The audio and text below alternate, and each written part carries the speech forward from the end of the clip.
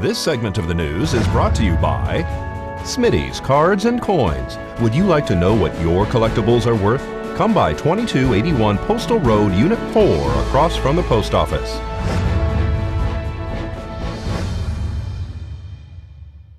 A two-vehicle collision involving a trooper occurred on the highway Saturday. A two-vehicle accident occurred on Saturday morning between a Nevada Highway Patrol vehicle and another car. How the accident occurred is under the investigation of the Nye County Sheriff's Office. Nye County Sheriff's Office deputies, Pahrump Valley Fire and Rescue, and Nevada Highway Patrol all arrived on scene to the location on South Highway 160 and Rainbow at approximately 11 a.m. All occupants declined to be transported, however, were checked out on scene by Pahrump Valley Fire and Rescue medics. The T-bone type collision blocked traffic in both directions temporarily while the investigation was being conducted. This is Deanna O'Donnell for News 46.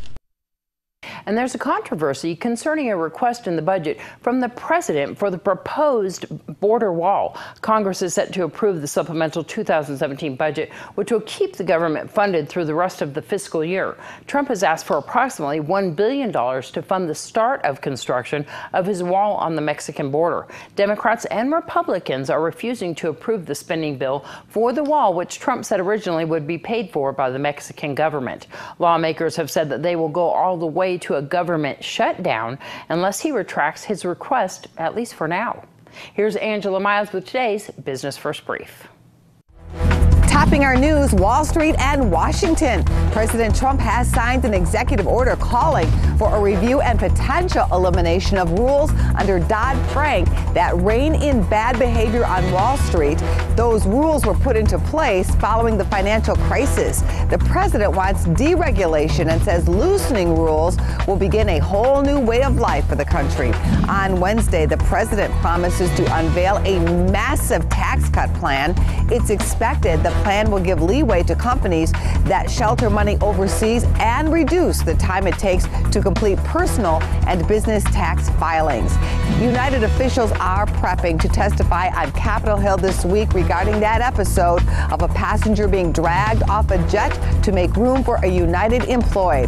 Last week, it was disclosed in a filing that United Continental CEO Oscar Munoz is no longer in line to become chairman of the company as planned. United shares traded last below $71. Thanks, Angela.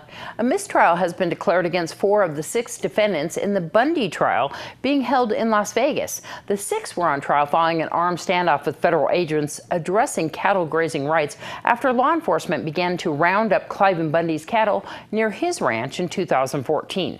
The jury earlier convicted 2 others in the standoff. The judge has scheduled a new trial for the 4 defendants on June 26th. That's the same day Bundy and his sons Amon and Ryan are scheduled for their trial. Jurors told the judge that they were deadlocked on charges against the 4 other men. One of the defendants was found guilty of 8 charges, including threatening and assaulting a federal officer. The other was found guilty of obstruction and extortion. They argued that they were exercising their constitutional rights of free speech and weapon possession. Prosecutors said it's illegal to brandish assault-style weapons against armed federal agents. We'll tell you about a free program being offered by Emergency Services after the break.